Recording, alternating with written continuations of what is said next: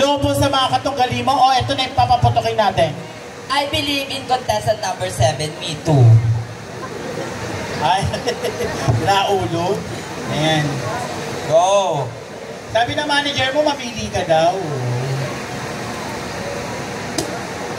Okay. Lakshi.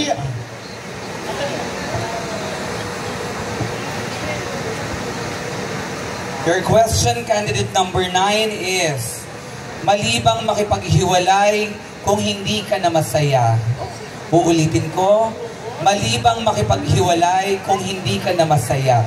Okay, before we start, I want to remind us that love is the greatest essence of life. It is a wonderful feeling can be found in the heart of everyone, to the simplest and to the highest crowman here in earth. That's why I believe, ladies and gentlemen, na required lang makipaghiwalay kung alam mo sa sarili mo na hindi ka na masaya. Una sa lahat, ang tunay na nagmamahal ay nagpaparaya, hindi po nandaraya.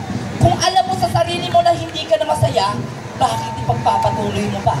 Kung alam mo sa huli, ikaw din ang masasaktan. You should always know what is your value. You just know what is your worth. Alam mo sa sarili mo kung paano maging masaya, pero wag mong ikukulong yung sarili mo sa alam mo hindi ka naman sasaya. That will be all. Thank you so much. Yes! Thank you so much. Mas nanaisin mo ang makita siyang malungkot sa piling mo o makitang masaya sa piling ng iba? Ano ang mas nanaisin mo? Makita siyang malungkot sa piling mo o makita siyang masaya sa piling ng iba? Ang sakit naman yan. Okay, the question is, ano daw ba ang pipili? Ano ba ang mas nais ko? Ang makita ang taong mahal ko na masaya sa piling ng iba? O makita ko ang mahal ko na nakasama ko pero malungkot siya? Actually, wala namang parang pinagkaiba to ko sa question kanina. Pero para sa akin, mas pipiliin ko siya na masaya sa taong mahal niya dahil alam ko yun ang karapatan niya, ang sumaya. Dahil naniniwala po ako, kapag mahal mo ang isang tao, ikaw mismo ang magpaparaya para maging masaya siya. Dahil aanuhin mo ang pagmamahal, nakasama siya kung alam mo naman na peke at malungkot ang pinapakita niyang ngiti sa harapan mo.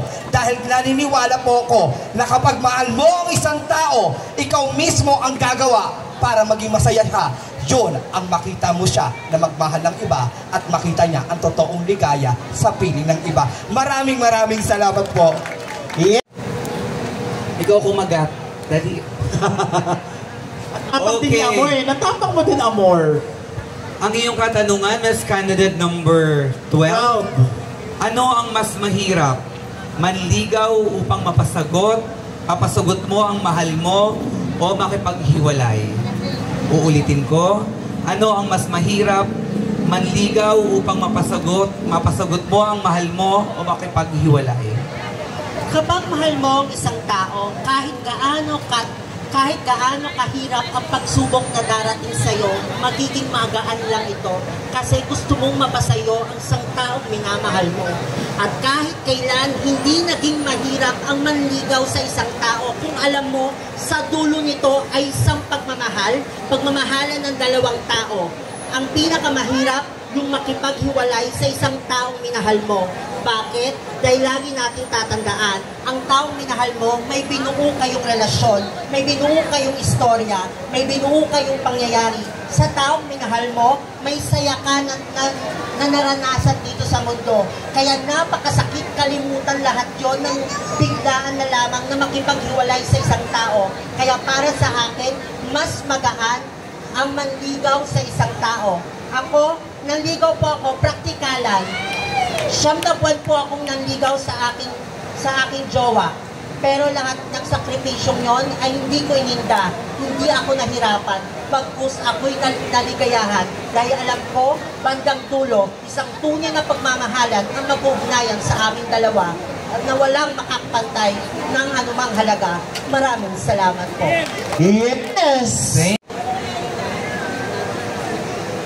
Ano ang mas madali? Magpatawad o humingi ng tawad? Ano ang mas madali?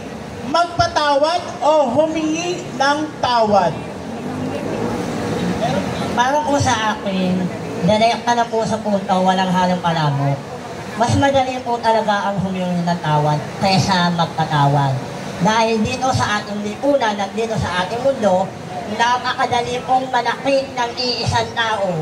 Ngunit napakahirap po magbigay ng salitang pagpapatawad, lalo na kung yung taong patatawarin mo ay nakagawa ng pinakamabigat na kasalanan para sa iyo.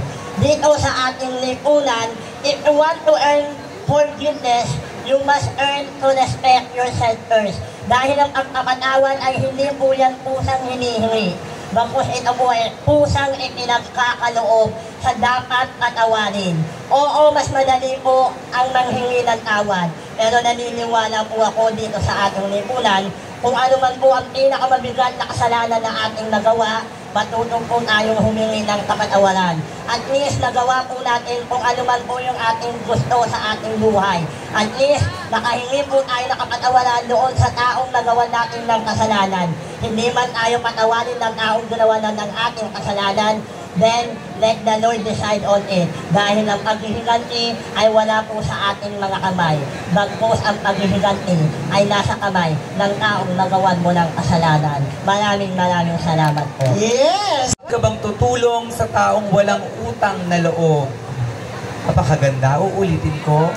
Patuloy ka bang tutulong sa taong walang utang na loob? Bilang isang baklang nabubuhay sa ibang tao, kahit may sarili po akong pamilya, natuto po akong tulungan ng ibang tao. Kaya gagawin ko rin po, isukli, bilang ganon, natulungan ng ibang tao. Dahil ako bilang isang taong pinagtabuyan ng pamilya, kahit mahal na mahal ko sila, at nabuhay sa pamilyang hindi ko naman kadugo. Natutunan ko po, tanggapin at mahalin at tulungan ng ibang tao. Dahil nararamdaman ko po ang pagiging mag-isa. At maraming tao ang naging mag-isa at nahihirapan. At ang nararamdaman nila, nararamdaman ko hanggang sa ngayon. Ganun pa man, ang isang taong katulad ko na minsan po na nahihirapan, alam ko po ang tanging nagagawa lamang sa mundong ito ay ang magdasal.